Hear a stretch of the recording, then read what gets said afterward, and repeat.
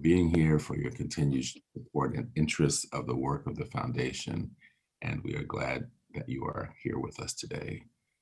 This will be a big deal meeting, and we will not delay and get started. As is always our protocol, we begin all of our gatherings with a moment of devotion, and I'm going to pass the mic, as it were, to Ms. Beth Elizabeth Noonan, who will lead us in that moment. So thank you, Beth. Sure. And it's interesting because when I signed up for the November 10th devotional, last January, I wasn't thinking about the election. And I certainly wasn't thinking or had any idea that this would be our last meeting with Starsky. So this is kind of an auspicious time to be providing the devotion. And if I would have known, I'm not sure I would have chosen to do it that way. But anyway, you got me. So I was thinking a lot about change and about new things. Especially because of political change that is coming, the fact that we are going to be changing as an organization, as our leadership changes, and all of the different things that are going to happen. And I have a book that is filled with commencement addresses that are meant to be things that are inspirational to everyone, not just people who are graduating from college. And I thought this is sort of an appropriate time to look that over and see if there was anything inspirational that I could share with you today. And the one thing that did strike me, there's a commencement address by Barbara Kingsolver, who is an author. And she talks about the need for hopefulness and the importance of shared hopefulness and the importance of a community who shares a hope and a desire for change, and how important that is. And I think that's really important for us to bear in mind right now from where we stand as a country. It also is very important about where we stand as an organization. And I think it's important for Starsky as he moves forward in his new role. So she talks a lot about that and that the need for joint shared hope and how that does result in change.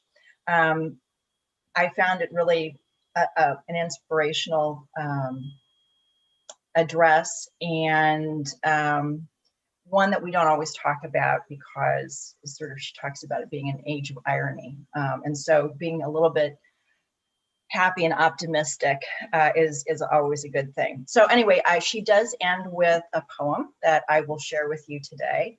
And it's called Hope, an Owner's Manual. Look, you might as well know this thing is going to take endless repair. Rubber bands, crazy glue, tapioca, the square of the hypotenuse, 19th century novels, heartstrings, and sunrise. All of these are useful, also feathers. To keep it humming, sometimes you have to stand on an incline where everything looks possible, on the line you drew yourself. Sorry about the dogs.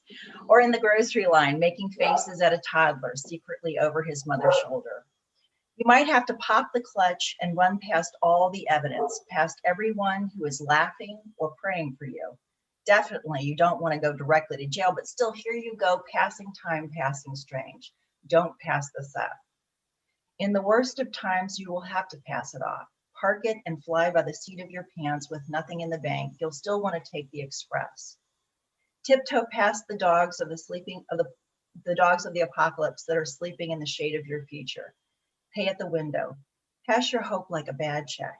You might still have just enough time to make a deposit. So.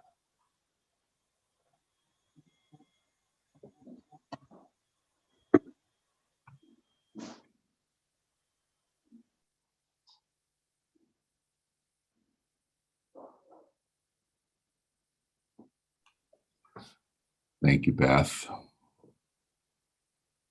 Sit with that one for a second as I think about what I have to make a deposit towards and what we each can. So, what's the name of the book of commencement addresses that you cited, Beth? The world is waiting for you. And one of them is Marian Wright, is a commencement address by Marian Wright Edelman, but I thought I would not choose that one, even though it's inspirational as well. Thank you. All right, I'm going to move to the next item on our agenda, which is to ask for a motion to accept the consent agenda. But first, I will allow for anyone who has a need to ask that anything be removed from the consent agenda. Let me just say, this is a big consent agenda, but it represents so much work, so much really substantive work that has been done both by the committees of the board, the audit committee, and the racial equity task force members. Of course, the amount of work that's done on a daily basis by the staff to make those committees go. We've had special meetings because of the transition of Starsky Wilson, and we've had work to deal with selecting new firms. So this is a big, right, Carissa, amazing to see how much work has gone here in the interim since we last met. So I would ask if there's any questions or concerns about the consent agenda. If not, I look for a motion to accept a motion to pass it as proposed. So moved. Oh, second. Second. Right. Either one. Right. We both got it. Yeah. However it shows up in the minutes, we will know those two people were first and second, and so calling a vote. All in favor of accepting the motion as presented, signify by saying aye. Aye. Opposed or abstaining, same sign. Great, the motion passes. I have a few things to say that I want to go over in my chair moment. So please, again, as I just said, a lot has happened, and we have been doing a lot of work, and I'm always really pleased to represent as my work, the work that the staff and organization and board collectively does all the time. I get the pleasure of reporting on it, on the things we do. And so the first thing you had is for action is a nominating report from the executive committee. So at our last meeting, we talked about and discussed, and you authorized the board to execute the transition document consistent with our protocol in order to engage an interim for the seat of president and CEO of the Deaconess Foundation. I think we met the charge accurately and well, and so the transition. You should remember what we said. When we heard that Starsky was leaving, we had a couple decisions to make. One was about first starting a transition committee, and then expanding, whose job would be to get us to this point, which meant deciding whether or not we would have an interim CEO or whether or not the day-to-day operations would be taken on by staff. We agreed quickly that an interim made sense, and then to look at what our policies were about how to engage in that process. And then to decide how we would set up our search committee beyond this period right now. So we are about to move into also in this report, the full phase of creating the search committee as well. So there's an action required around the nominating report from the transition committee. So the executive committee members nominates the following slate of officers. That's the first thing I'm going to say.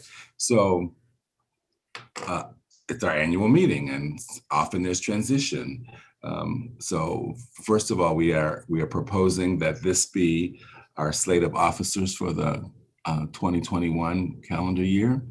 that I would continue to serve as the chair, that Vanessa Foster Cooksey would continue to serve as the vice chair, that Carolyn Battles would can serve as the member at large of the executive committee, and that Beth Noonan will continue to serve as the corporate secretary for the board of directors, and that Cheryl Walker, as our interim CEO, will be the official staff person to and leader of and member of the board,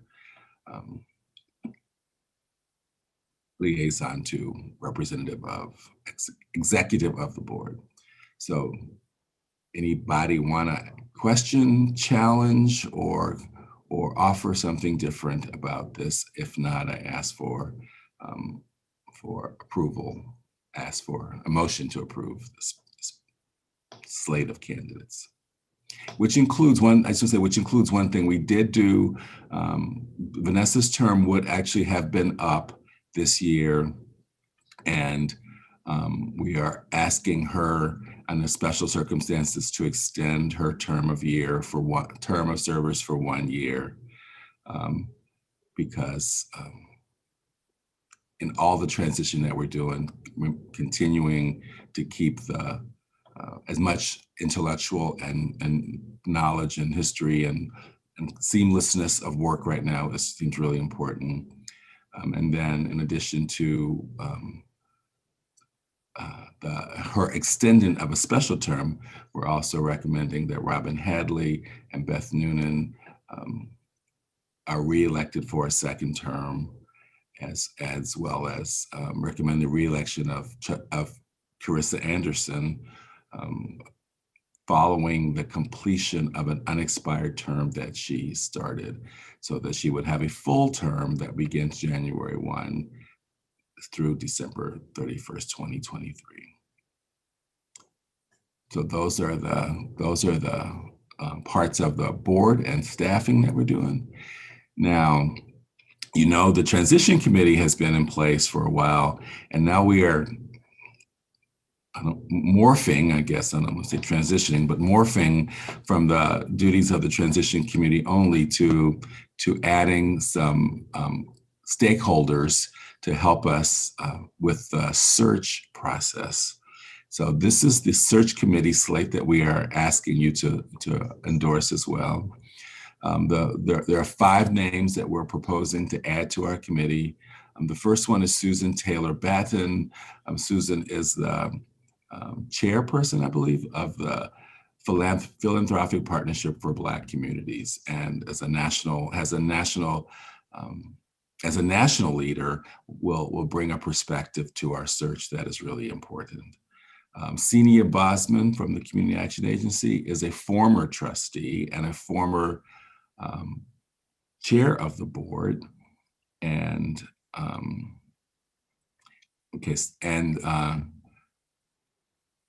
was also on the board at the time of the search, on the executive committee at the time of the search that Starsky was hired. Bridget McDermott Flood from the Incarnate Word Foundation. It's a peer organization in town, a peer foundation in town. And Bridget has both a friend of the organization and decades of experience with the landscape of this community. And Rebecca James Hatter, CEO of Big Brothers Big Sisters, partner and a grantee of us at different times, who knows the community, who knows nonprofit work, and she and Starsky served together on the Ferguson Commission. During that period, we got to know her then. I got to know her then, her contribution, and it's Big Brothers Big Sisters consistent mission with serving and thinking about improving the lives of young people. And then finally, Reverend Josh Privet, who is a member of the Center Board and a pastor from St. Peter's United Church of Christ. So those are the search committee appointees that we're recommending. So I guess I'll back up and take these things that, Starsky, should we take these one at a time, or should we just what's the best protocol in this case? I'll take your counsel here. And thanks, Rudy, I think that was a really helpful overall summary of where we're going. In the agenda, we've got the nominating report, which could be the officers and the reelection of trustees, as well, and the search committee members as a separate action. Okay, so one at a time. The first one up to is the nominating. Is the board, is the officers, and the extended or new members of the board as an action. Is that what I heard you say, right? Right. So I would look for a motion. Look for a motion for that. So moved. Second. Great. When I'd love to see how this shows up in the minutes. Who's wasted first? I heard a few. So, all in favor? Aye. Aye. Opposed or abstaining? Great, thank you. And now we'll go to the proposed members of the search committee.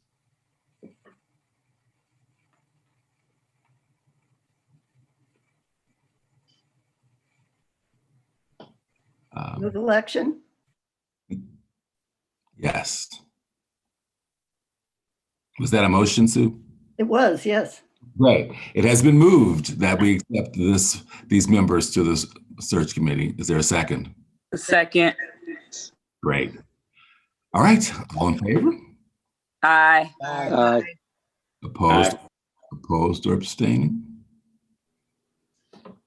Great. Thank you. That is done. And then one more action, one more thing that I want to talk about is the selection of a search firm. As you know, we had remember the timing right. We had an aggressive timeline. We put an RFP on the streets on the 14th day of October. We had a information call with any interested firms on the 21st day of October. And we had a closing date for the RFPs on the 28th day of October. So a lot happened in 2 weeks. Thank you very much to Starsky and the staff for such intense work of getting that out on the streets and meeting with the firms who were interested in getting their questions answered. And then thank you to the members of the transition team who met to review what we considered the top 3 candidates in the search. We met last week. We recommended the firm of Isaacson Miller.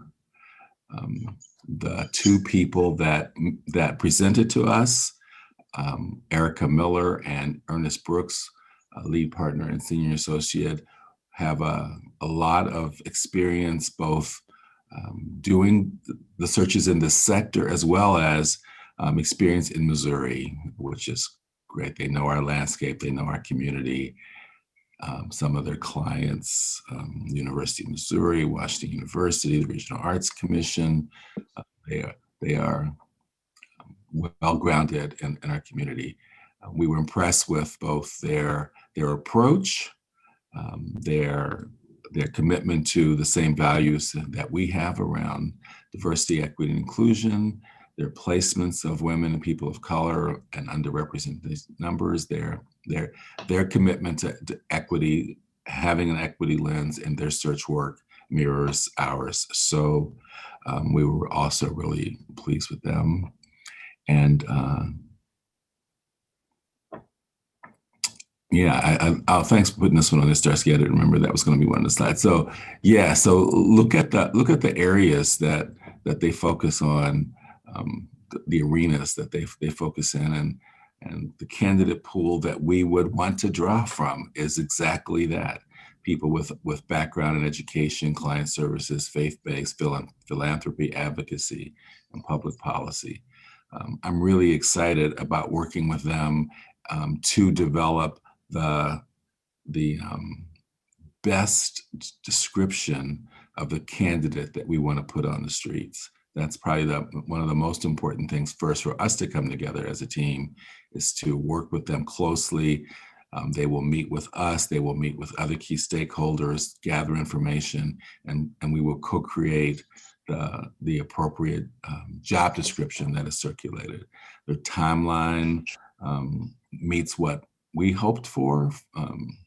Of course, everything's flexible. We do have everything's quite flexible.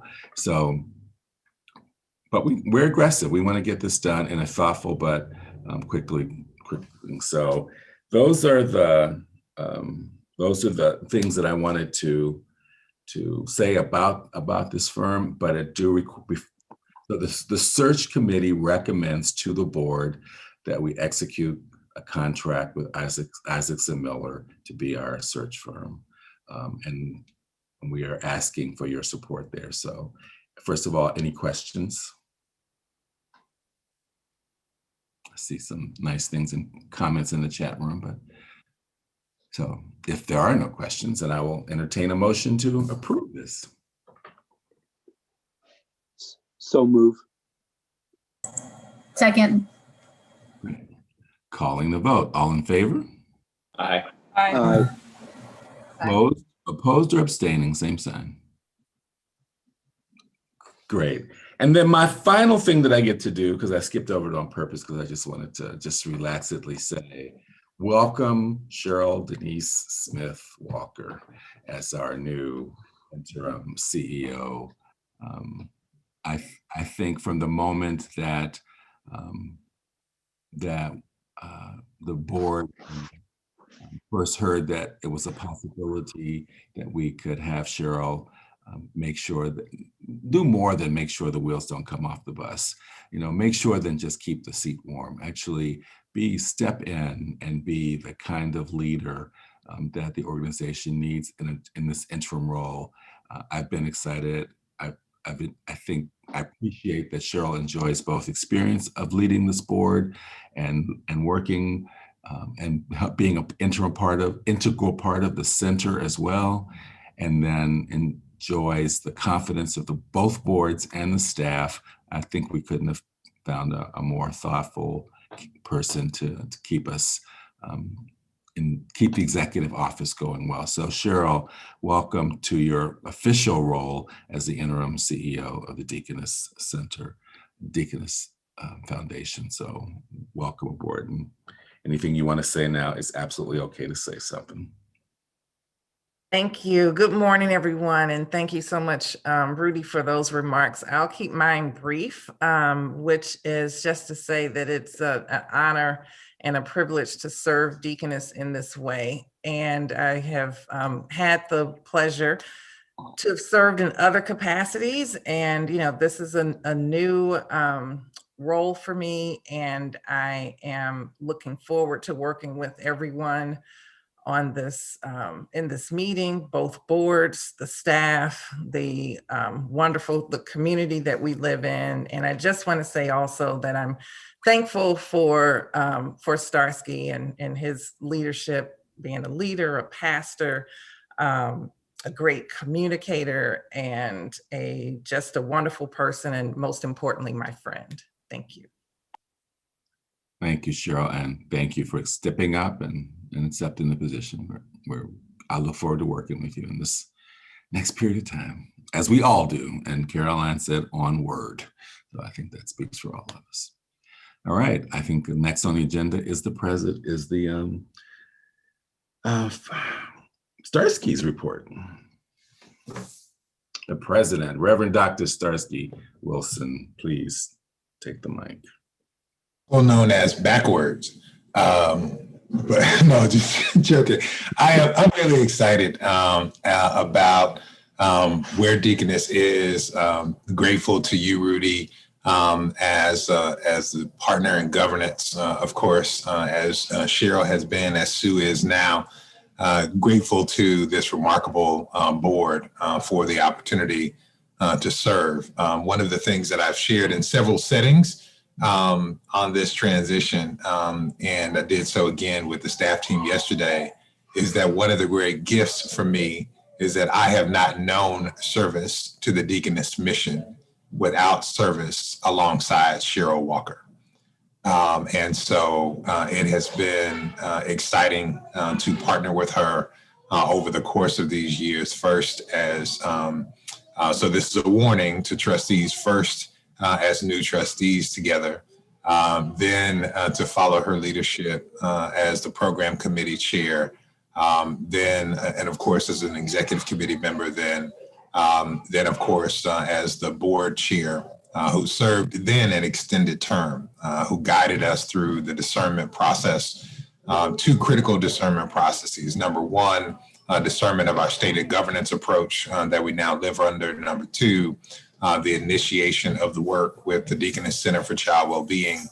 And then she extended her term in service during the sabbatical period for me and into our entry of Deaconess Center for Child Wellbeing, began to serve as the president of the board. So I don't believe there are, and I just want to echo what Rudy has said, there are not better hands that this mission could be in this moment than hers for continuity and change, which she continues to lead us for. So I'm grateful for that.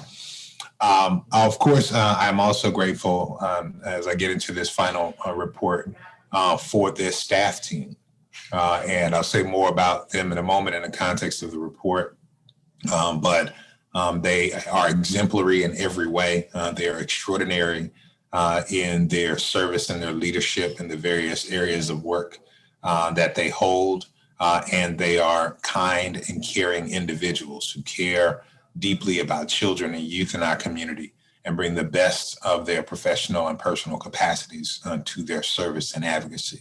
And it has been and continues to be an honor to serve alongside them, to learn from each of them, and to be driven and challenged by what they have to bring to bear.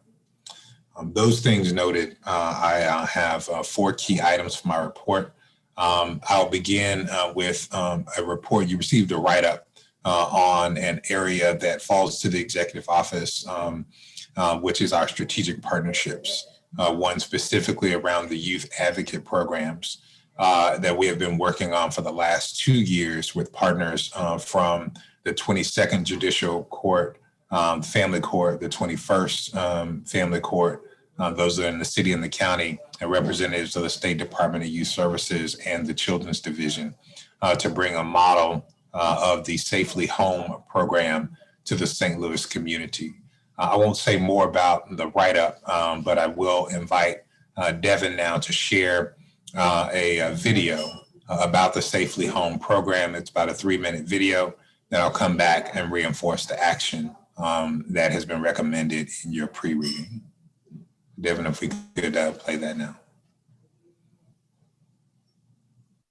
It's kind of crazy growing up. I was out on the streets by myself. All I thought was like where my parents at. That's all I really thought.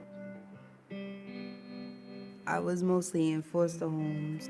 I was locked up for 18 months. It wasn't very good. My life was sort of miserable before I got involved with the YAP program. The mission of youth advocate programs is to develop alternatives to institutions and out-of-home placement for the highest risk youth in our country. YAP serves young people in the juvenile justice system, the child welfare system, education, behavioral health, autism, and disabilities, all in an effort to keep families together and avoid out-of-home placements. The reach of our organization is broad. We're in 18 states. We serve well over 12,000 families. We're in 100 communities throughout the nation. What makes YAP unique is our wraparound advocacy approach, guided by several unique service delivery principles. First, we have a no-refuse policy. We don't refuse kids. We take those kids that are at highest risk of out-of-home placement with the highest needs. All of our services are individualized based on the unique needs of each family that is referred to us. YAP's approach is family-focused. We not only work with the young person, but with their entire family. Our approach is strength-based. We identify the young person's strengths, and we build on those strengths in each individualized service plan. YAP is a community-based program. We recruit all of our staff from the communities where the young people are referred from. No new arrest. No, ma'am. That's what I'm talking about. The young people that YAP works with realize the authenticity of the YAP workers because they come from the same environment and the same community. I think what makes YAP so effective is their wraparound approach. They support kids on all these different levels at once. Their neighborhood, their schools, their families. The YAP program brought my family closer together. My family was never close, and they actually brought me, my dad, and my little sister together. Before, I used to just hang out in the neighborhood, and I'm doing positive things, like trying to finish school, get an education, get myself a better job, remove my tattoos, because this program has made me think that way. Because of YAP, my goals have become more obtainable. I always wanted to go to college, and now I'm finally doing it. The beautiful thing about YAP is that they take the hardest kids, the most difficult kids, the kids with the most problems, and then they turn them around. You can't leave a family or walk away and not have been changed. Change does happen, and it happens with the kids that people most likely do not want to work with the kids that we work with. Those are our kids. Turn away from troubled waters, turn away from darkened skies. I will guide your sons and daughters, carry them safely home. Safely home we will go, rest gently through the night. Safely home we will be on this journey. Safely home, safely home.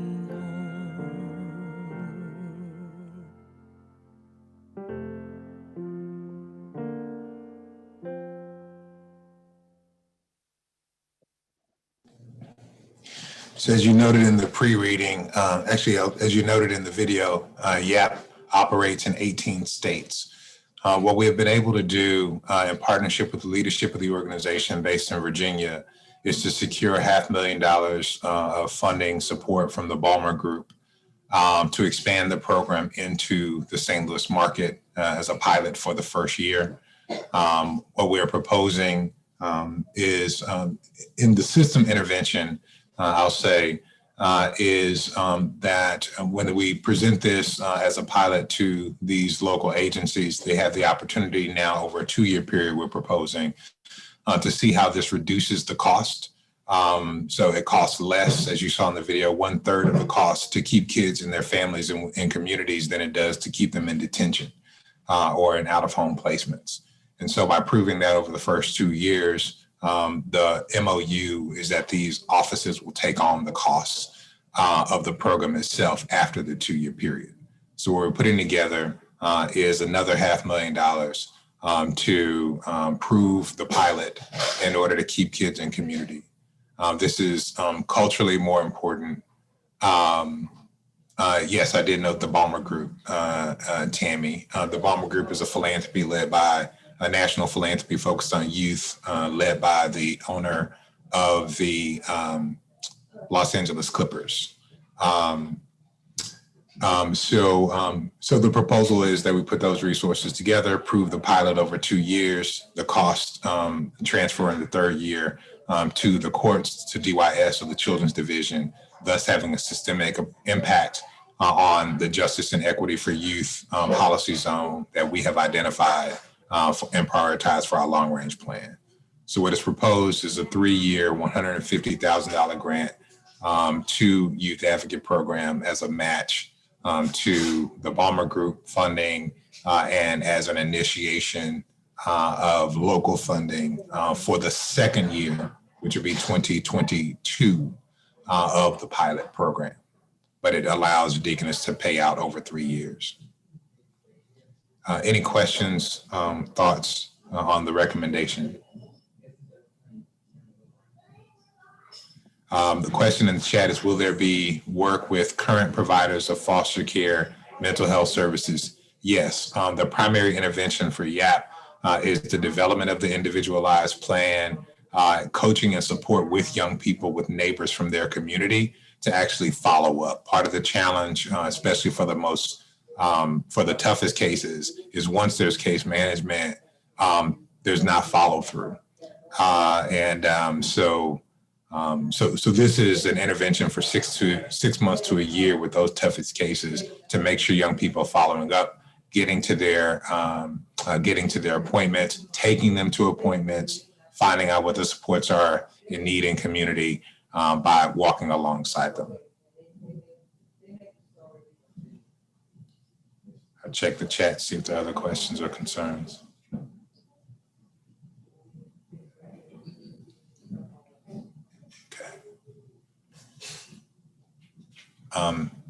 Hearing none, I'll go to the recommendation that's presented in the pre-reading and just lift that up in the language that you have already seen. Management recommends a 3-year, $150,000 grant to Youth Advocate Programs, Inc. in support of the St. Louis System Partners Advocate Programs 2-year pilot program to be overseen by the St. Louis System of Care. Grant allocations will be made in equal amounts of $50,000 in fiscal years 2020, 2021, and 2022 in order to minimize the impact of any individual fiscal year budget and to demonstrate leadership to bolster collaborative fundraising efforts in the region.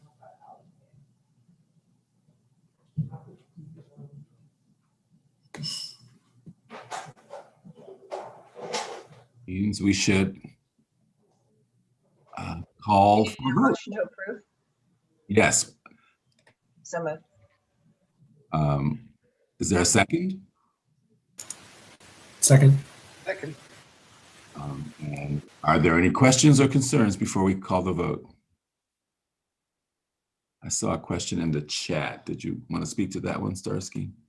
Sure. No. And I think it's a really appropriate question, Robin. Thank you very much. The evaluative tool or independent evaluator incorporated into the work or budget from the beginning. Yes, the program is an evidence-based model that has been proven and replicated with federal support. There are public health evaluations as well as the public health evaluations and criminal justice evaluations that have been assessed by all of those partners. So we spent a year with the partners from the various agencies looking at this data and a couple of the funders, specifically Missouri Foundation for Health, looking at the public health data from Chicago. So those evaluations will be utilized here. The primary piece in the MOU, having those partners bought into the data from other evaluations, is really the cost savings for them. So that's what they're looking for right now.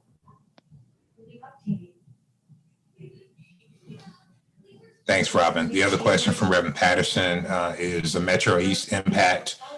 There's not a Metro East partner in the MOU currently. Quite frankly, the MOUs are normally with one agency. This is unique that we actually have 4 different agencies.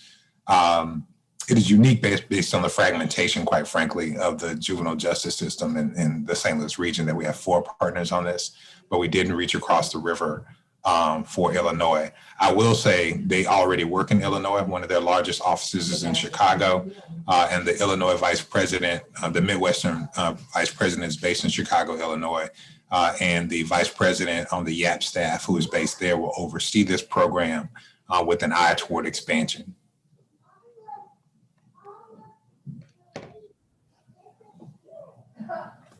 Any other questions?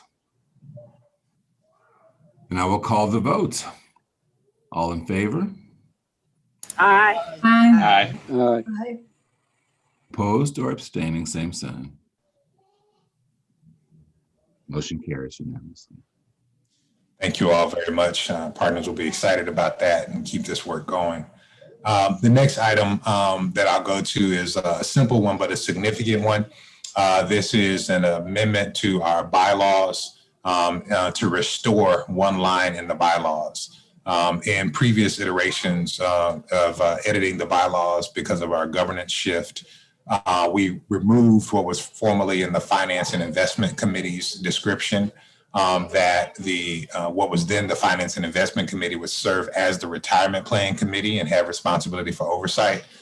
With the great work of the Audit Committee this year, we did revise our 403B plan, and we noticed in the background work that we had actually removed this one line from the bylaws when we revised the committee description. So we're proposing putting that back so that it is aligned with our retirement, with our 403B plan document, that the Audit Committee will serve as the Retirement Plan Committee with responsibility for periodic oversight. So again, it is a one-line simple adjustment, but because it has to do with our bylaws, it is significant. This would update our bylaws to be now the 6th amended and restated version of the bylaws. You have received this ahead of time, but here on this slide, you see the one addition to the bylaws, to this third bullet under Audit Committee. Any questions, or if the chair pleases, open for any questions or action?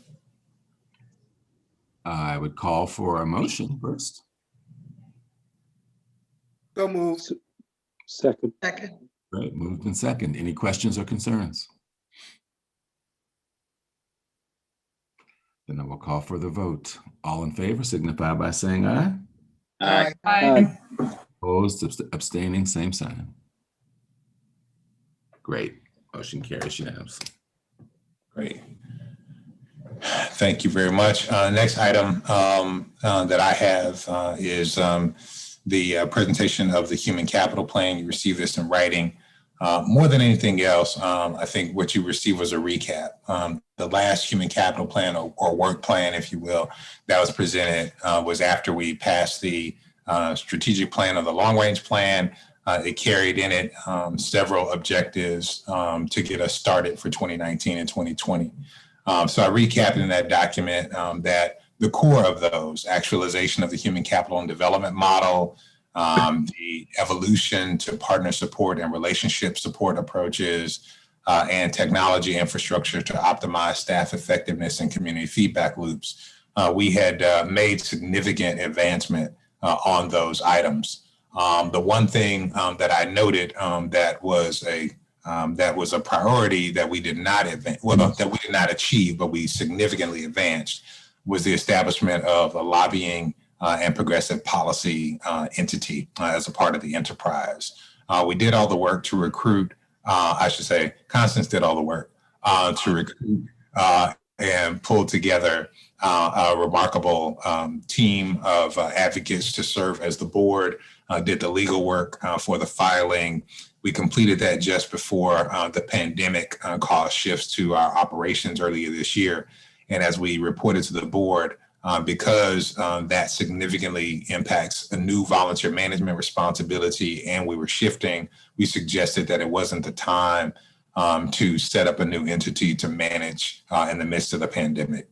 So that is all ready to go, quite frankly, but we just hadn't advanced it forward.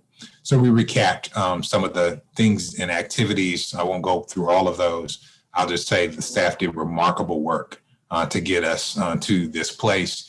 Some of that had to do with the creation of new roles, like the Director of Partnership and Capacity Building that Keisha fills, and the Program Assistant role that Michael fills. So those were elements of the Human Capital Plan. What we've proposed after conversation with staff and monitoring of that progress is that in the context of transition, we don't add a whole lot of new stuff to the plate, but rather we work on implementation and preparing the body and the organization and enterprise for the receipt and for the welcome and for the launch of new leadership. And so the operational ends that you see here are the same, with the exception of the lobbying entity. We actually propose that that be revisited after a new leader is chosen, not revisited as in think about whether you do it or not, but just hold off on doing it, just again, for some of similar reasons. That, of course, is in the board's care. And then finally, we've identified some of the means to achieve those ends. Of course, successful completion of the executive search, finalization and approval of the North Central Comprehensive Development Plan, which is remarkably well underway. with David Nerit Flores' leadership and support. The implementation of recommendations from the 2020 Power Moves assessment, which fall primarily to the program team with Keisha and Constance working dutifully on that already, and the conversion of constituent relationship management technology, including staff training. This is one effort I said we advanced significantly on the work around kind of staff effectiveness as far as technology is concerned. But one thing, when we do this work, I realize you always have unfinished business. So I'm leaving the unfinished business that we did our technology audit, but we've not completed our technology conversion. The staff team led by Michael and Constance went through a process with BDO to select a new CRM system, working with Blackbaud. And now we have in front of us the work to engage, to implement, and to guide training on that, which will all be part and parcel of the work through probably the middle of next year. And so the recommendation is for these operational ends monitored as normal through executive reporting and within the guidelines of the budget under the stated governance approach. And again, the means are more an example than anything else. That is the conclusion of that presentation for the human capital plan. And is at the board's pleasure, the chair's pleasure of the movement forward. But ultimately, management recommends a set of operational ends focused on continuity and completion of capacity building efforts to assure an effective platform to be leveraged by the organization and its new leadership. The ends would include those that are mentioned, and some means include those that are bulleted here as well. Thank you, Stursky. I'd first ask if there's a motion to accept the recommendation from management as proposed. So moved. Second. Great. Moved in second. Any discussion, questions, concerns? I'll call the vote. All in favor? Aye. Opposed or abstaining? Great. Motion carries. Thank you very much. Last action item that I have is presentation of the operating budget. What you will see here, you received ahead of time. Part of the broad description, of course, and I won't run the numbers, and any really hard questions, I'll defer to Matt. But just being honest. But you see the detail ahead of you. What I remind you as an action is that we planned in the long range, in the 5-year fiscal pro forma that goes with the long range plan, we plan to overspend the investment policy statement and those objectives in order to invest in the organization's capacity and in order to make the best out of what we identified as a unique moment to advance our agenda with our partners by building capacity. So this is an intentional action that is aligned with the board's intentional pro forma around a variance in the budget to build institutional capacity. So those are, and it also, I'll say again, I'll add that it reflects also the discussions that we had earlier this year about the cost of COVID, potential realignment or retrenchment as relates to our spending because of the pandemic. Really, the advice was to go forward with thoughtfulness to manage and monitor, which we've been doing much more closely from an investment standpoint. We're pleased that our investments have rebounded.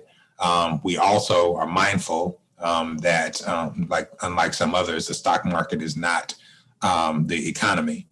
So while our investments have recovered, we recognize that the need in community is still great. We're still at the highest point of unemployment in recorded history. So we see ourselves as having the ability to continue to advance and build capacity for this moment, even in light of the economic shifts, because our community needs it. So the board is summarized on this slide, but you receive the full action in the pre-reading.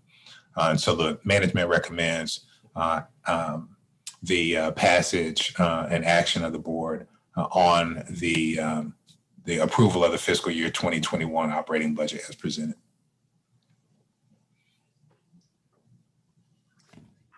I would ask if there's a motion. I move to approve the budget as presented. Your second? Second. Discussion, questions, concerns? Great. I'll call the vote. All in favor? Aye. Aye. Opposed or abstaining? Motion carries. Good deal. Last things I'll do, if we can go back to the prior slide on human capital, I'll say, don't y'all really like these slides? In the course of the pandemic, the comms team, Michael and Constance redid everything. So like we got a whole new look, all that stuff, just, check. The one thing I'll note here on the human capital plan was that it was shared with the team on yesterday, and it is not an oversight that Devin Thomas's photo is not on this slide on the human capital plan. Rather, we were able to share with the team. She was able to share with the team that she will be joining me at the Children's Defense Fund as my executive assistant beginning in December. And after some conversation with Cheryl about how she wanted to go forward, the decision was made to engage temporary support for the executive office role, so that the permanent decision about who would be serving that capacity would be the decision of the incoming leader, in case they had someone they wanted to bring or just wanted to make the decision on that support themselves. On that point, I'll step back and ask if Devin or Cheryl had more to say about that. I'll just say that I was pleased that the team was pleased and encouraging to Devin about this opportunity and transition. I would just like to say that, I think it's critically important that Starsky have a trusted, talented, committed team member by his side. And, though we will certainly miss Devin, but I was looking forward to an opportunity to work with her because having been serving on the center board, I wasn't as connected to her as I was to some of the other team members. And so I would just like to wish them both the absolute best and say that, they make a wonderful team. And I'm glad that someone from here is going there to make sure that he is well taken care of and that his back is being watched carefully. So. Thank you, Cheryl and Starsky. Yes, it's been my greatest joy working with the Deaconess team. I've learned so much from all of you and just being a better leader, a better community member, being on the staff team. So I look forward to emailing you, I'm sure, in the future and staying in touch. So thank you very much. Devin, thank you for everything you've done in such a short amount of time on staff. You have managed to make a permanent mark on this team and in this organization. So thank you for being able to be flexible to go and make sure that, as Cheryl put it, someone who he trusts has his back and can go with him in this transition. It is a gift, and we really appreciate your willingness to do so. Best to you on this journey. All right. Well, sit with that for a second. And the next report is from Sue Stapleton, and I want to say a minute first about that. So, as you know, before Starsky's decision to leave, Cheryl Walker was serving as the president of the Deaconess Center for Child Wellbeing, and when we recruited her to be the interim director, that meant to step down from her role as center board chair. As the foundation president, she will still have a seat on the board, so she'll still be working with serving the board, but it's not appropriate for her to chair the board. So I really want to appreciate Sue's willingness to not blink and asked if she would step in. So thank you, Sue. I'm really glad to be working alongside you in this role, and the floor is yours. Sorry, there we go. Thank you, Rudy.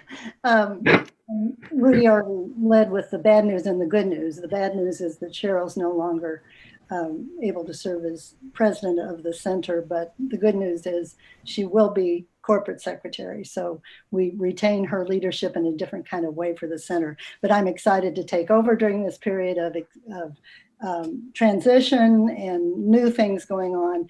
And somebody used the phrase earlier about keeping the wheels on the bus or really moving things forward.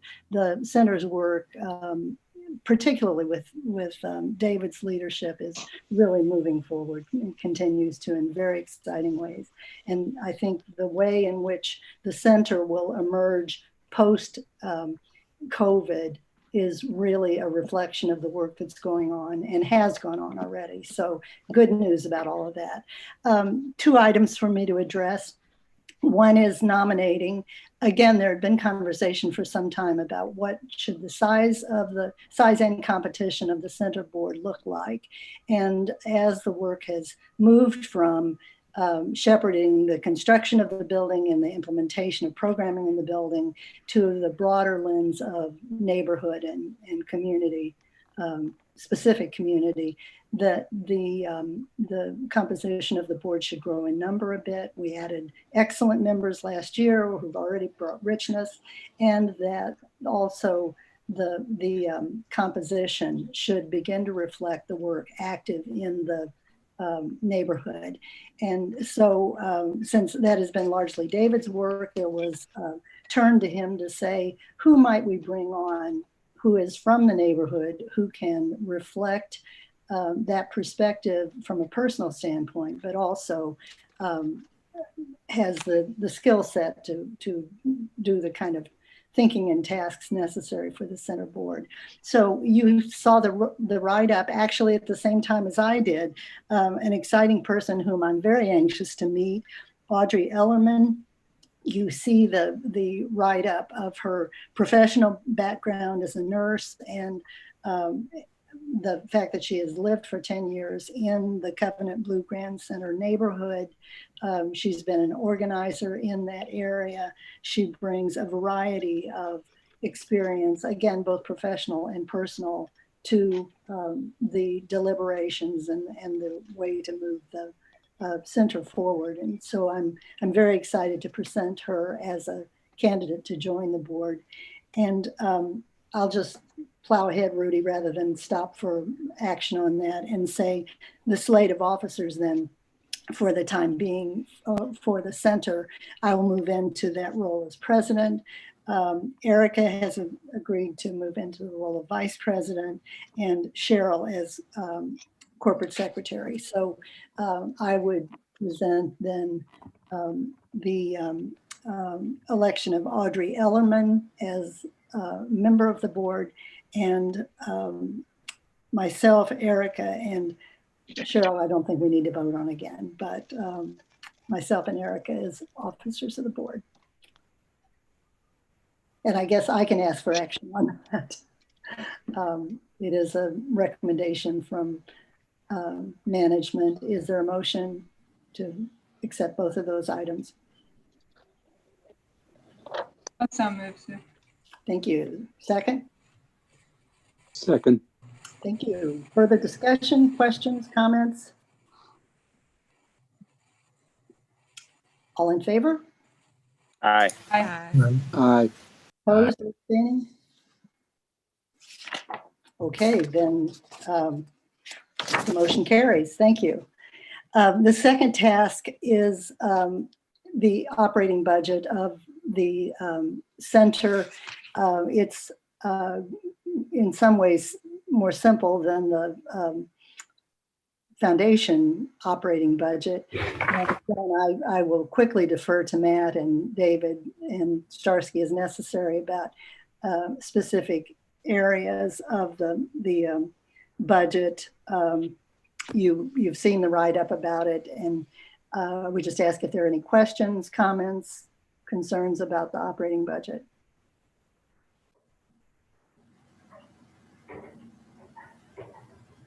Then a motion to accept the budget, to approve the budget? So moved.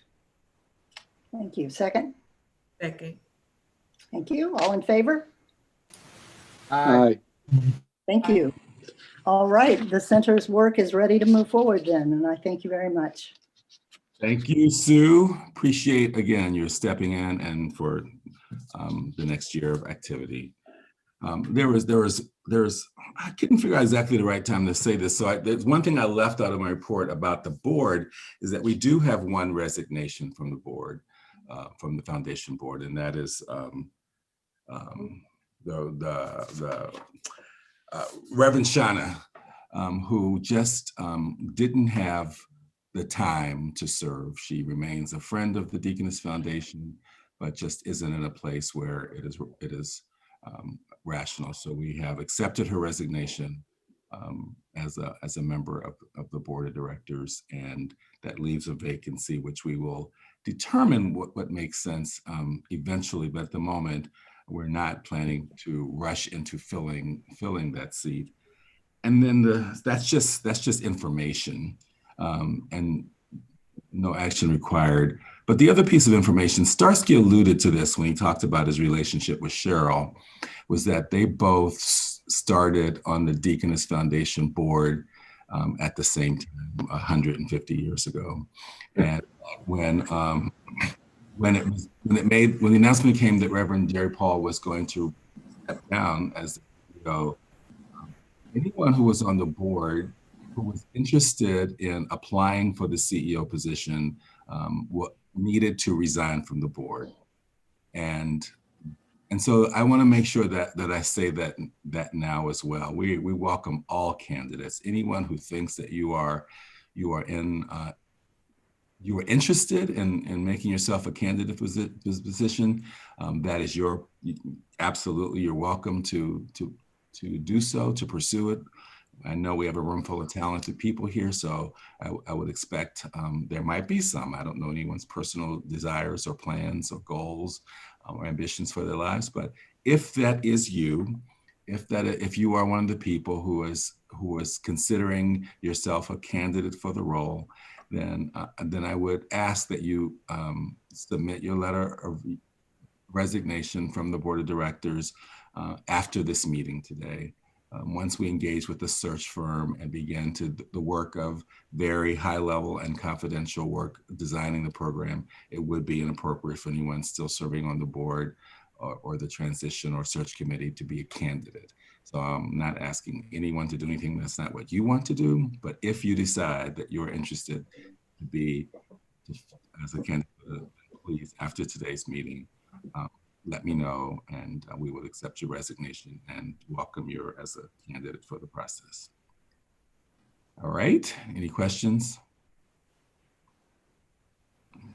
Great, thank you. All right, Starsky, you want to tee up our special guest? Let me just say, we have a special guest. I'm really fond of this guy. I'm just so fond of Sylvester Brown. I just can't believe, how lucky we are to have you in the role that you're playing here, and really from my heart and from my chair, welcome you to this meeting. Well, thank you. Oh, is it my turn? Darcy's going to say something about you first, I think. Oh yeah, I get to embarrass you first, Sylvester. So now I want to do a couple of things. A great gift of this board, Sylvester. So I'll introduce them to you, then I'll introduce you to them. One of the great gifts of this board is that they take really seriously, these joint boards, is that they take so very seriously the respective functions of governance, the strategic, the fiduciary, as well as the generative, right? So they make sure that the resources are in order. They make sure that we are pursuing our mission, but then they also engage thoughtfully in issues related to the environment that should inform our work. And so we have set aside time today to have a generative discussion. And the executive committee, who has responsibility for our learning agenda, invited us to focus again on the cost of COVID-19. looking specifically at the impact on children, the social sector, and our community. And so we'll have an opportunity to work. This conversation has really already begun. So board members received last week a copy of an article called The Coronavirus Generation, a New York Times piece by Jason DeParle, who I had an opportunity to speak with last week about his work and his journalism following child poverty and child well-being. And that framing was very much about the impact on young people, the critical nature of child poverty, which had begun to decline in America before the pandemic. But we, of course, know from even a more recent article from DePaul that there are 22% of young people in America now are living at home with an unemployed parent. And that has impacts on not just their economic opportunities, but also on their toxic stress, potential for abuse in the home, all of these issues. He also notes that while there were many who celebrated, even some who danced at Deaconess Center on Saturday, the president-elect of the United States of America, that President-elect Biden's position on child poverty and significant child allowances as policy positions is unknown. He was one of the candidates on the Democratic side who chose not to engage with national policymakers and policy advocates around child advocacy to inform his early agenda. Gratefully, his vice president-elect was one who did engage, so there is some opportunity there. But then DePaul also names from very clear, he notes that this is a unique and opportune time in the midst of racial reckoning. We were glad to inform him in our conversation last week. He didn't recognize how closely these things were tied, that this is the first year in American history that the majority of children under the age of 18 are non-white. So this moment of racial reckoning may also indeed be an opportune time to advance national agenda around child well-being and policies like child allowances, like many industrialized nations have, that these are unique social times. So the board received information about that social context and opportunity. What I'll do really right now is present a couple of slides very quickly on COVID impact from the American Academy of Pediatrics, just 2 quick slides to talk about where the cases are from a medical. And then finally, we'll enter into discussion with Mr. Sylvester Brown, who is a remarkable journalist who has been providing leadership my entire 20 years here in St. Louis and even before, from his own platform at Take 5, from the Post-Dispatch, and his work, his real heart passion that we've seen over the course of the last number of years in the Sweet Potato Project, working with young people, opportunity youth, disconnected young people in our community. That has also informed a recent book that snuck up on me. I didn't know about this, Sylvester. I think it's your copy. Yeah, books are my love language, this board has told me. When We Listen, Recognizing the Potential of Urban Youth. We're also grateful that in the context of the COVID-19 pandemic, when we had resources that Keisha stewarded from the Robert Wood Johnson Foundation to invest in community engaged solutions, that we're able to focus, and I hope he'll say a little bit about this, focus on narrative change. And so he has served for several months as the Deaconess COVID-19 Fellow for the St. Louis American. And he'll share a bit about the stories that he has come to tell in our community and for our community about how COVID is impacting each and every one of us. So that framing, I'll just note a couple of quick slides because people lead and learn in different ways. So we can go to the children in COVID-19 slide. This is data from the American Academy of Pediatrics and the Children's Hospital Association. And they release these every 1 to 2 weeks, a state-by-state analysis on the pandemic, so we know how our children are faring. And so what we see is that we are now just below 1 million reported cases for children, but that we also see that children are 11% of all COVID cases in the United States of America in the footprint that is reporting. I should note that there are about 46 states and territories that are presenting here, not all 50. But we also know significantly an increase, a 17% increase in child COVID-19 cases in the last 2 weeks. And we note that children are coming up to be a larger proportion of those who are tested. We see this as relates to schools and the like. From a hospitalization standpoint, you see the numbers here that somewhere between 0.6 and 6% of all COVID cases in hospitalization for young people. And on mortality, I'll just say this about our communities. While we see low rates of mortalities, 16 states report 0 child deaths. Until a couple of weeks ago, Missouri was one of those states. But of course, as has been significantly reported in the last few weeks, a 13-year-old in St. Charles County was died due to complications related to COVID-19. On the next slide, just a brief summary of the cumulative cases versus the child population in the United States. So 75 million children, 8.2 million total cases of all ages, and 927,000 of those being children, noting that 11%. And so what that leads to is about 1,200 cases per 100,000 children in the United States of America. The final thing I will note that is not on the slides is what these numbers look like as far as case data available in Illinois and in Missouri. Of the 3.1 million children in Illinois, there are 58,000, reported cases.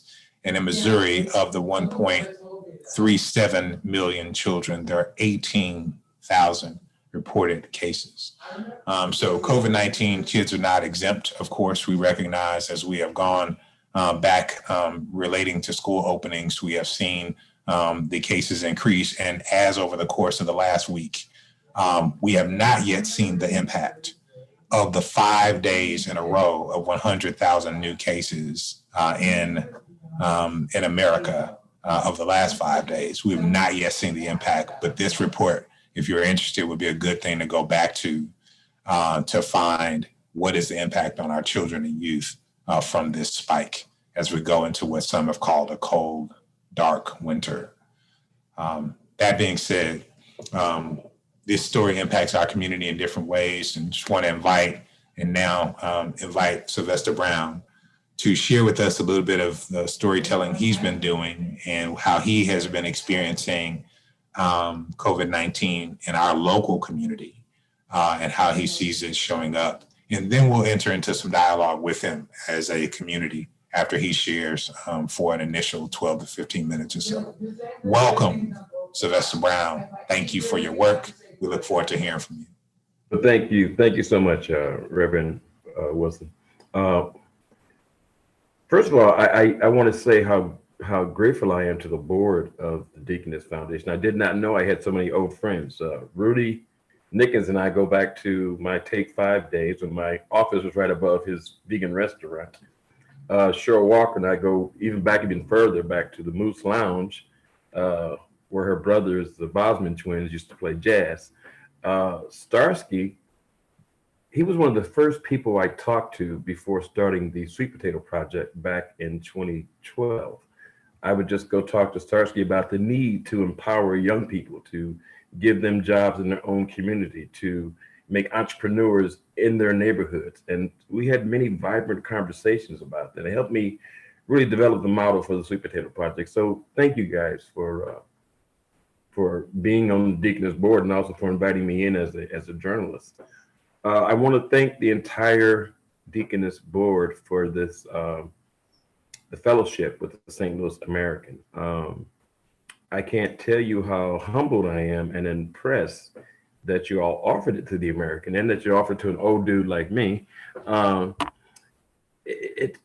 don't know who made the decision to approach this project, this writing project, from a narrative position. I can't express how important it is to be able to tell these stories from a narrative nature, to put faces and names and feelings and emotions on the COVID pandemic. And you give me the opportunity to do that. And I want to thank you.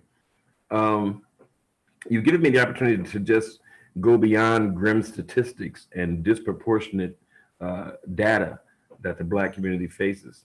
You've given me the chance to tell stories that I hope will help people protect themselves and the people that they love from this disease. You've given me the chance to help parents navigate the choices of sending their kids back to school and whether they'll do virtual or in-person learning. But I can not only tell these stories from a journalistic standpoint, but I can put feelings on it. I can talk to a parent who's worried about, her child going to school. I can talk to a teacher, which I'm talking to one right now, who's very concerned about how prepared parents were, teachers were, and students were to survive in this virtual environment. With narrative journalism, I've been able to tell stories of the elderly in assisted living facilities. I've been able to tell story of those with special needs and how they're grappling with this whole pandemic and the changes in their lives. I've been able to talk to political leaders and health leaders like Dr. Eccles, who I found it interesting that Dr. Eccles, during a recent webinar, was very intent on delivering a message to the Black community because he is a Black man. I thought that was a unique opportunity for him to say what the Black community's experience has been with clinical trials and testing throughout history, from the days of slavery to the 90s and the 80s, and of course the Tuskegee experiment. But Eccles was able to define the fear. It's not just something that we talk about and know about. It's real to us. So he was very upfront in addressing that fear, but also in letting the Black community know that the medical community acknowledges that fear and have put in protocols and practices to help them volunteer, be involved with these clinical trials. I thought that was a very important and critical piece to write, and I was glad that Dr. Eccles was open and honest enough to discuss that with me.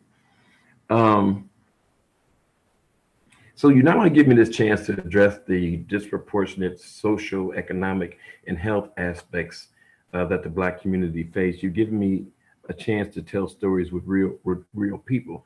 And if you don't mind, I'd like to share some of my favorite stories. And please just stop me if I go too long, because I can talk about these stories all day long. But some of my favorite stories, I guess my most favorite was the conversation with a local musician, drummer, artist, and educator by the name of Mike Nelson. He goes by the name of Baba Mike in the community. And Mike's mother, who has dementia, had to be put in an assisted living home at the outbreak of the coronavirus. And Mike's mother and father raised him in the African tradition. So the whole idea of us transitioning in Africa is not the same as it is in America. Transitioning in America means, you've left the real world and gone on to the great beyond. In Africa, it's a month-long, week-long, even a year-long process where they prepare the their elderly to be with the ancestors. So Mike was trying to do that in St. Louis, and he couldn't find a place where he could honor his mother. He could make her happy. He could, decorate her room. And in some homes, you couldn't even go see your parents. You couldn't talk to them, couldn't touch them. And Mike wasn't having that. So Mike went back and refurbished the home that his parents owned that he was born in. And they hadn't lived in the home for a while because his mother's been in and out of the hospital. Mike went back and refurbished the home, made it comfortable, planted flowers outside her bedroom window. And most important thing he did, he started playing the drums for her. And she wasn't talking, she couldn't remember people, she couldn't do anything. But through these sessions, one day she responded. She reached out and touched his hand and said, "That's very nice." And so, Mike can't prove this, but he feels in his gut that through these musical medical sessions, he's helped his mother come out of this sad, tragic state to this position where she feels respected and loved and nurtured. And he's doing that with music. And I did some research to find out that music therapy is being employed in hospitals throughout the nation. So that was I think my most favorite story. Second to that was the story of Spanky. Spanky is a 40-something-year-old disabled man. Spanky lives a very simple life. He rides the bus. He lives in the Central West End in an assisted living facility. He rides the bus. He goes to the library. He goes to the park, and he does karaoke. Once a week he goes to a local karaoke club, and he's allowed to release, to be him, to sing songs and do his thing. Well, COVID upset all of that. Spanky's world was just torn apart. His caregiver had caught the virus, so he wasn't able to get the medicine and the things he needed from her. Of course, money was an issue. So I was able to speak to the challenges of the disabled through Spanky. I put a face on it, and Spanky has an adorable personality. I was able to show a video of him going back to the karaoke club once some of the restrictions were lifted. And he allowed me, he gave me the opportunity to tell not only his story, but the story and challenges of disabled people throughout the region. I guess next to that was the story of a local beloved singer, Lamont Hadley Jr. Lamont contracted COVID, and within a matter of weeks, he passed away. Now that story could have just been an obituary item, could have been a 2 or 3 paragraph note in the American and other newspapers about a local singer who passed away from COVID. But through this fellowship, I was allowed to talk to Mr. Hadley's family and friends. I was allowed to talk to his fans who described their love for him. So COVID had a face, and it had a face of someone that many people in the region knew and loved. So when people think of COVID, now they can see Lamont Hadley's face. They could see Spanky's face. They could see Baba Mike's mother's face. And I think that was the intention of this fellowship. And I'm reveling in the opportunity to do that.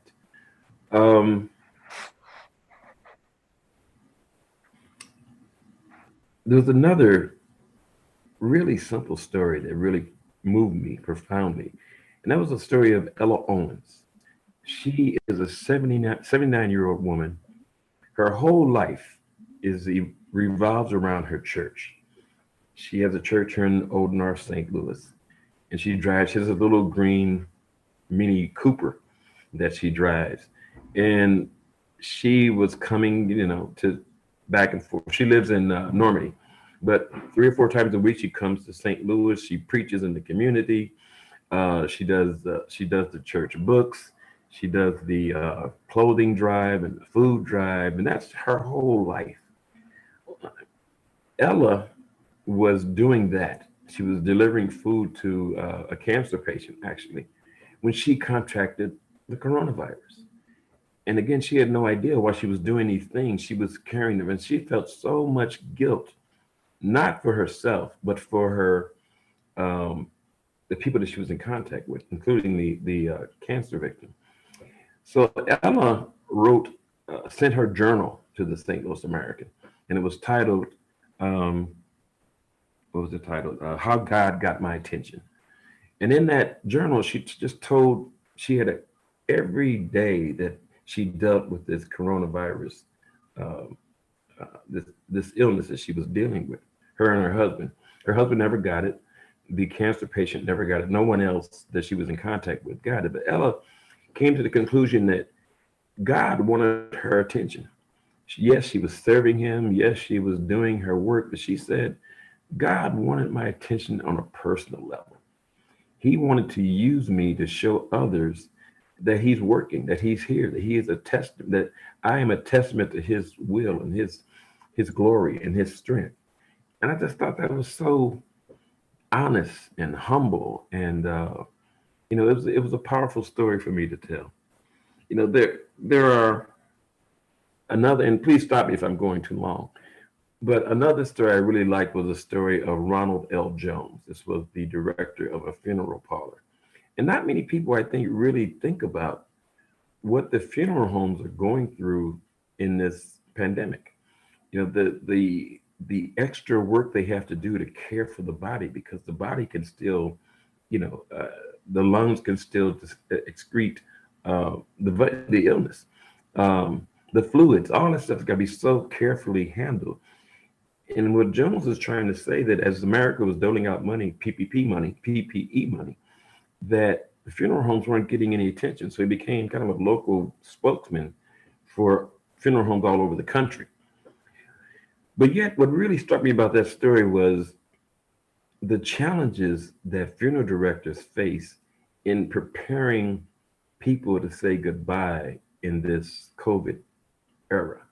Now, you can know, in many cases, because of crowd capacity, you can't have the typical funeral homes. Ronald L. Jones funeral homes have had up to 10,000 people to come visit and see a body of celebrities, but the usual is like 500 people. So now you have to tell people you can't touch the body, you can't hug, you can't kiss, you can't come together to say farewell. Sometimes even when you bury your loved ones, you have to do it alone, 2 or 3 people. The entire family can't even come. So hearing him describe the funeral director's challenges in, dealing with death in this COVID pandemic was not only very enlightening, it was humanistic. He talked from a humanistic standpoint. And, I can go on and on. There was a story of Eddie Smith, the guy who had spent his whole life doing HVAC work, preparing buildings for heating and cooling. Eddie contracted the virus. And when he came out of it, because his grandson was going back to school, he decided, I'm going to use my skills and my knowledge and help people around the country prepare what he defined as sick buildings. And that include the filters and ventilation systems and the intake and output of air. So Eddie's commitment and his desire, his reactivation of his skills was all motivated by the fact that he caught the coronavirus. And Eddie was an engaging and funny guy who appreciates, the fact that he survived COVID and is actually dedicated to putting his skills to work. And last I heard, he and Bill Monroe, who's working on Beaumont, got together, and they're actually working on coming up with plans and schemes for Beaumont High School. There was I did a story about a young lady at the Black Rep, Tyler White. She is an actress. She ran the Black Rep summer. So I was able to talk to her about the arts community and how they've been impacted and how she can't do what she loves, but yet she still managed to run the program. I think maybe 40 or 50 kids during the summer, and all the health restrictions they used and all the sanitary restrictions they had to use, but they still managed to engage these kids and have these kids, practicing this wonderful art throughout the summer. And she was so young. I think she's maybe 21, 22 years old. And just her outlook was so refreshing, tied to, Black art and keeping that alive. And, it's something empowering about the idea of art living through this pandemic. And so I was able to talk to her about that. Lastly, there was a young Indian woman who was 19 years old, who decided that she was going to take a gap year. She wasn't thrilled about the virtual learning and all that sort of thing. She thought her money could be better spent elsewhere. So she decided to take a year off. And what she did, her name was Nadi Krishnan. And what she's been doing since taking this gap year is working with mostly community organizations that focus on Black issues, housing and health and that sort of thing. And it was delightful to hear her say that she's learned more about the real world this past year and a half than she has since she started at Washington University. She was from Indiana. And I think they have a 4% Black population. So she didn't know much about African Americans and had no African American friends. Now she does. And now she's been welcomed into this community. And it was refreshing to hear someone say how the COVID pandemic has put them in a better humanistic position. So, as I write these stories, and I will be writing a story about the story that Starsky was just highlighting about the children and the COVID-19. I thank you for that, because that'll be my next assignment, if not next, soon. So I will be getting into that. So that's it. I mean, you guys have given me a chance to not only talk about the community, but to talk to the community. You give me the opportunity to put their stories out there, to put their faces out, to put their families and their concerns and their worries out there. And the response from the American readers has been phenomenal.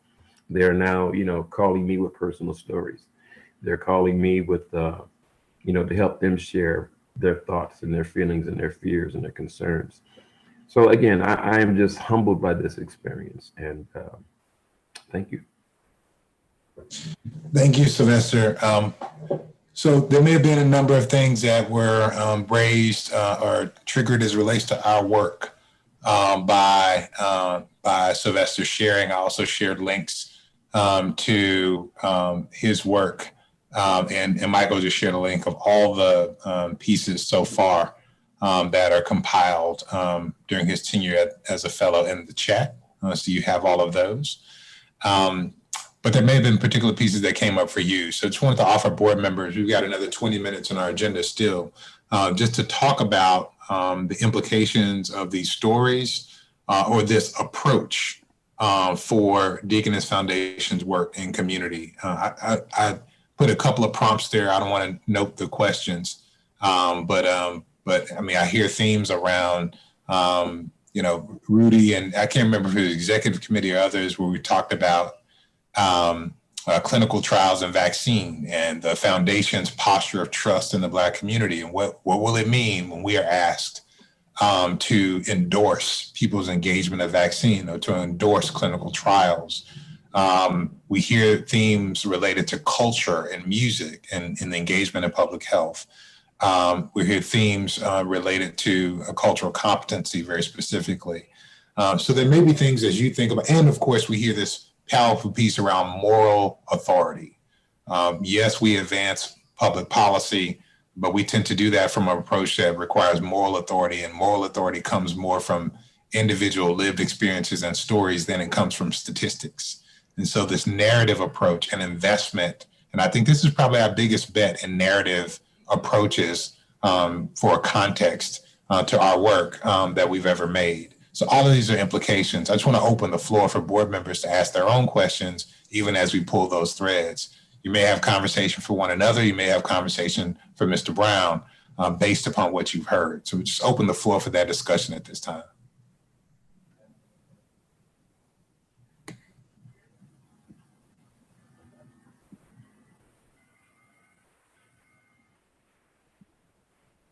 As you're doing that, I want to say some of the challenges that I still face.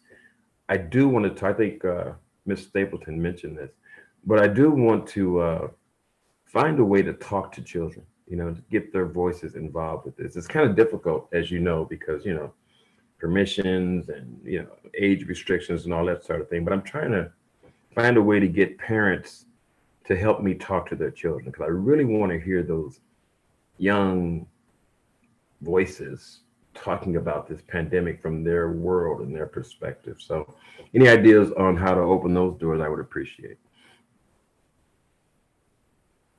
While others are thinking, I appreciate you picking up on my comment about talking directly with children. Constance Gully is president and CEO of Parents as Teachers, and she has really moved Parents as Teachers beyond the national work into specifically local work. You might talk with her about accessing children through their parents. They're in. Okay, I wrote that down. I Be will. glad to give you specific reference if you need it, but Constance would be a great help.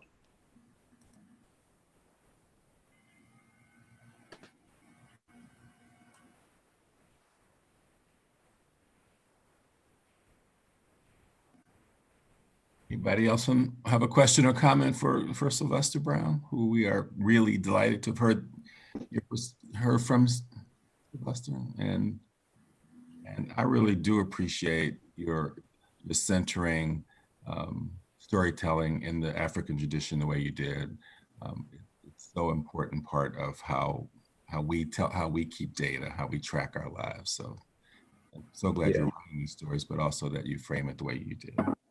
Well, I liked how you framed it, Rudy, because you're right. Part of the African tradition, the tradition of griots, is to tell stories and to pass those stories along from generation to generation to generation. I'm hoping and I'm imagining, and maybe too much, but I'm hoping that once we get in the post-COVID period, that these stories will be compiled and preserved so that future generations can look back at how St. Louis talked about, handled, dealt with COVID. Thank you, Rick. Mr. Brown, I appreciate the enlightenment that you have been providing for myself. I wonder if you have thought about interviewing or telling a story around the Black participation in clinical trials. That happens to be an area that I'm interested in. And I wonder if you have thought about approaching it from a story perspective, an individual's story who perhaps has participated or who is maybe not interested in participating, but I would prefer you do it from one who really has promoted, their involvement and in the clinical trials. So, any comments around that? Yeah, that's a very good point, Dale. Is it Fiedler? Yes. Okay. When I did the story with Dr. Eccles, I was thinking in the back of my mind, okay, the next piece will be talking to folks who are actually involved with the clinical trials. Have them describe, their fear, they're getting their first shot or whatever, those who took the vaccine versus a placebo.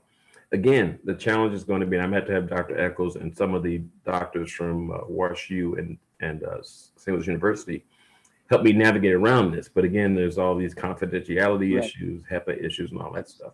Right. But I'm sure there's a way to get people to speak, even if it's anonymously, to speak about their personal experiences. So that instantly crossed my mind when I was doing the story about the mistrust of the medical system. So the next stage, if you will, is finding a way to tell those stories. And then, again, like Dr. Stapleton, she gave me a contact and a possible way to get in to talk to kids. So if any of you have any insights, relationships, friends with folks in the medical community who can help me, cross those barriers, I definitely would appreciate it.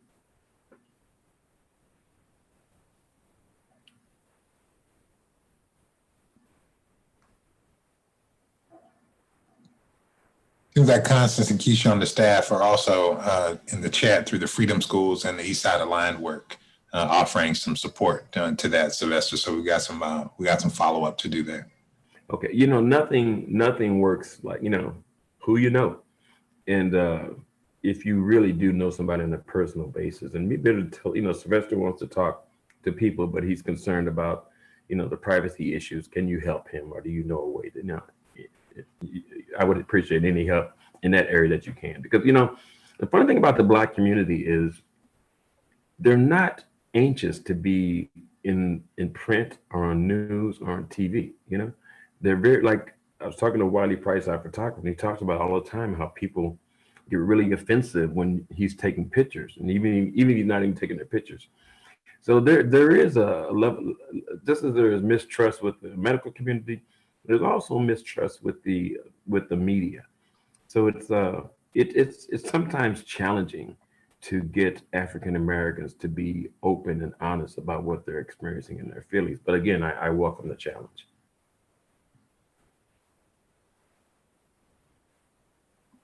Just further comment along that line. My background is 30 years of, or over 30 of years in community health. And one of the things that the physicians in our health centers indicate in relation to clinical trials is that patients ask them, they trust their physicians. And in the health center where I've been at, many of our physicians look like the patients who are being served. Yeah. And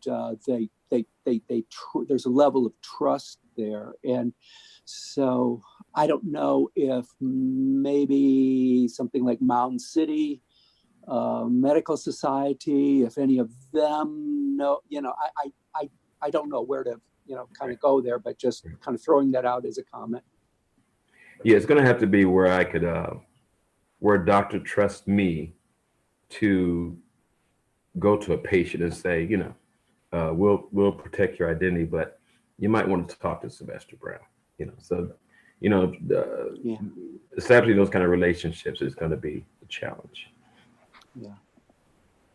I have some relationships, but not really around the clinical trial issues.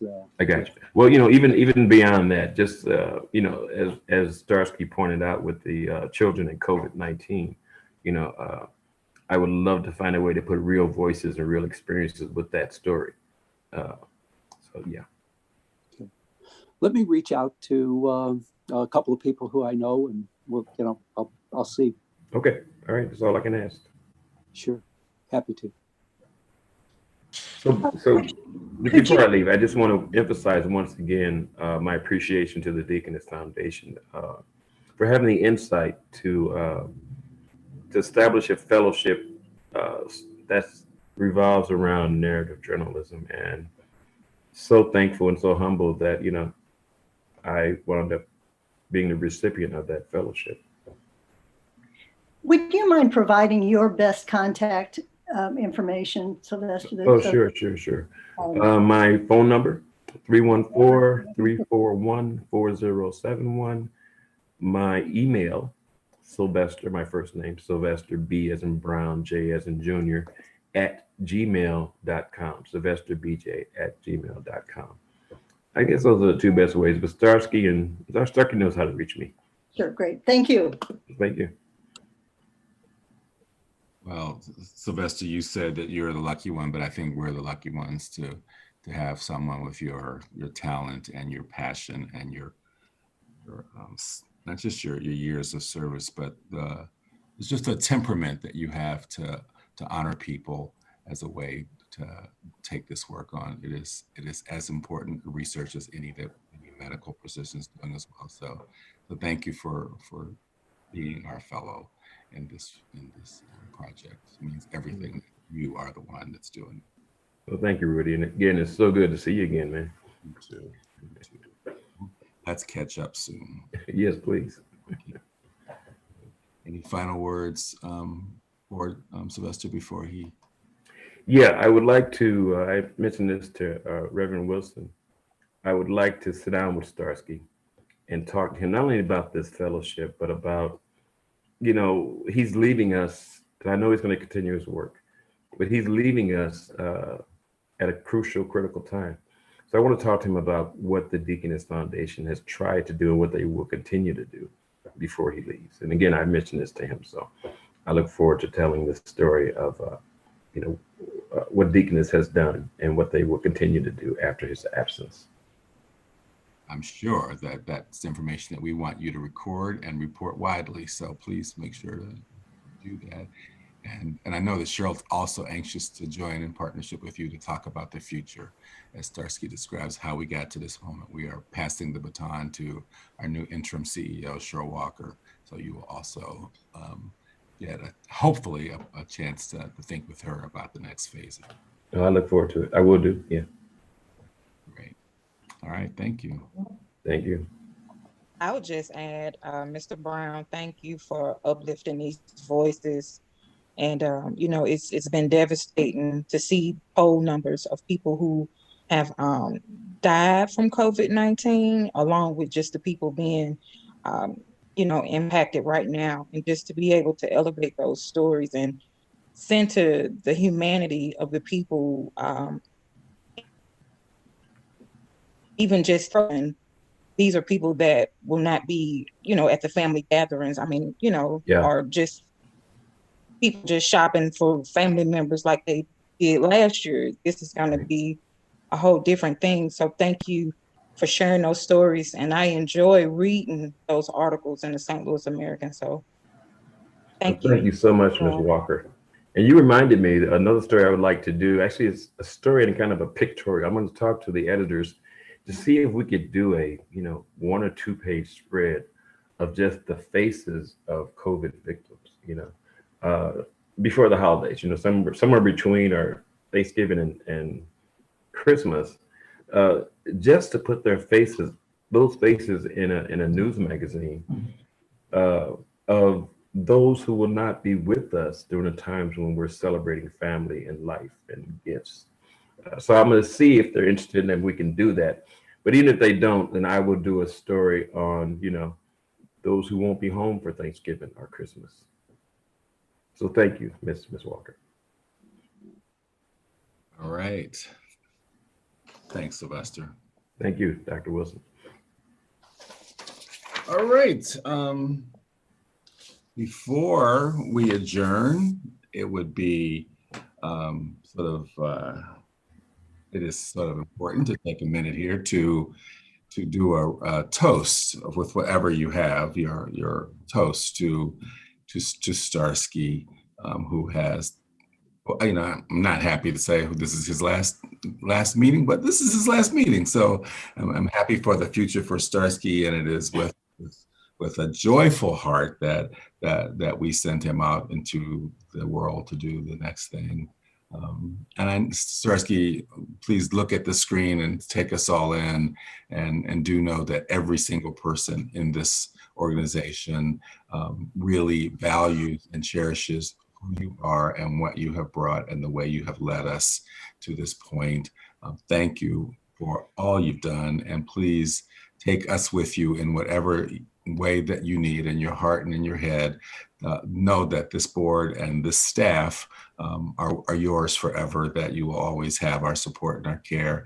Apply resource as needed anytime. And we're but a phone call away, as you are too for us. And this is not just like former trustees don't get to leave, neither do former CEOs. Just so you know, you're still one of us. You will still be called on counseling's report in your mind. And I am so grateful for your leadership, of course, for your friendship, but mostly we are all grateful for the person that you are.